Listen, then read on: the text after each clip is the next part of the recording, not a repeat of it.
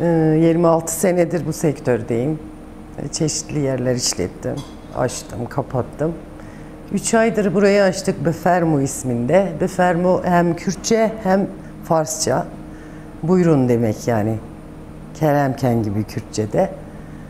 Burayı açtık. Benle bir arkadaşım beraber Avniye Hanım açtık. Şimdi 3 aydır buradayız. Çok güzel geçiyor. Şimdiye kadar fena değiliz. Tabii eksiklerimiz çok.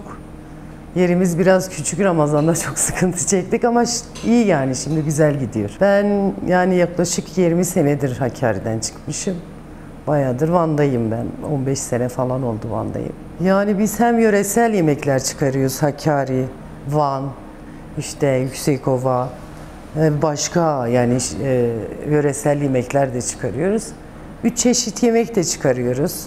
Tava yemekleri çıkarıyoruz. Farklı çeşitler koymaya çalışıyoruz. Mumbar, dolaba, keledoş, içli köfte, işte tatlı çeşitleri çıkarıyoruz, arada ev tatlıları.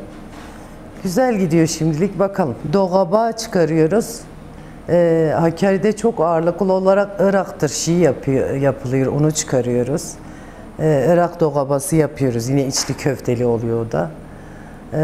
Kıyız çıkaracağız, Hakkari'de kıyız var, belki biliyorsunuzdur. Kriz burada çok yapılmıyor, yani çok tercih edilmediği için arada sırada onu da çıkarıyoruz. Yavaş yavaş insanları hani tatlarımıza alıştırıyoruz.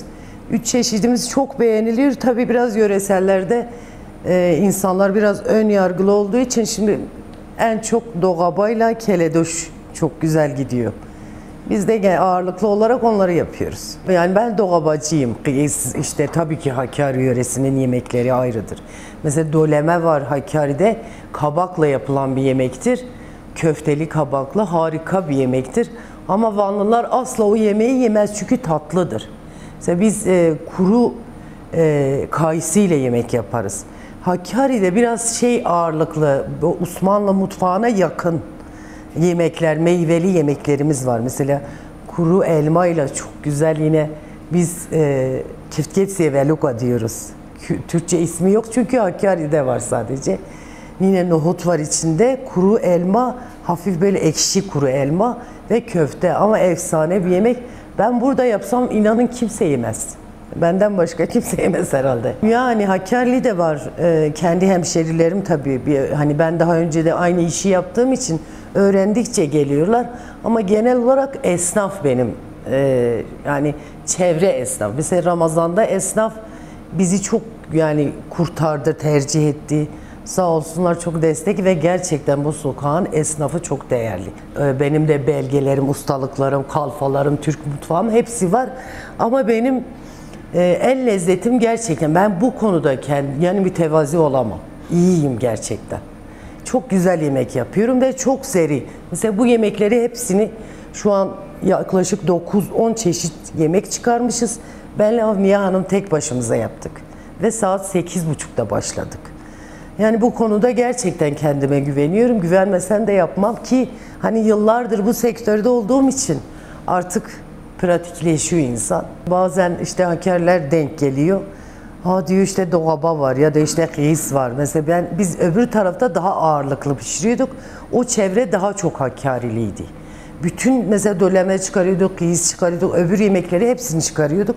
Burası da Hakkarili yok ama hani denk gelen de gerçekten diyor işte hani, ve yani hem lezzet olarak hem de özlem olarak tabii ki gideriyoruz inşallah. Özelliğimiz biz kadınız ve gerçekten kadının elinden çıkan yemeğin tadı başkadır, özeldir. Ben Van'da gerçekten iddialıyım bu konuda. Benim lezzetimin üstüne lezzet yok. İddialıyım yani. Ve gerçekten gelen insanlar iddiamı doğruluyor. Ev hanımıydım. Lise mezunuyum. Bu sektöre ilk defa giriyorum. Daha önce hiç çalışmadım. Uzun yıllardır aklımda olan bir şeydi. Araştırma yapıyordum. Perihan Hanım'la kesişti yollarımız. Başladık, iyi gidiyor şu an. Bakalım hayırlısı. Ev yemekleri ağırlıklı. Yani ev yemekleri ağırlıklı olmasının sebebi merkezi bir yerdeyiz. Esnafın da ev yemeklerine ihtiyacı var. Çünkü artık dürüm, ızgara tarzı yemek yemekten sıkılmış insanlar. Öğrenciler için geçerli bu. Sabah mesela geliyorlar, akşama kadar bir sıcak yemek istiyorlar. Biz de hem Perihan Hanım'ın hem ustamızın hem el lezzetine güveniyorum. Hijyene dikkat ediyoruz. Malzemeden kısmıyoruz. Yani bunlar çok önemli şeyler. Yöresel çıkıyor. İkisini bir arada aslında yürütüyoruz diyelim. Çünkü yöresel talebi de var. 3 çeşit talebi de var. Müşterilerimiz böyle yani dilediklerini bulabiliyorlar aslında burada.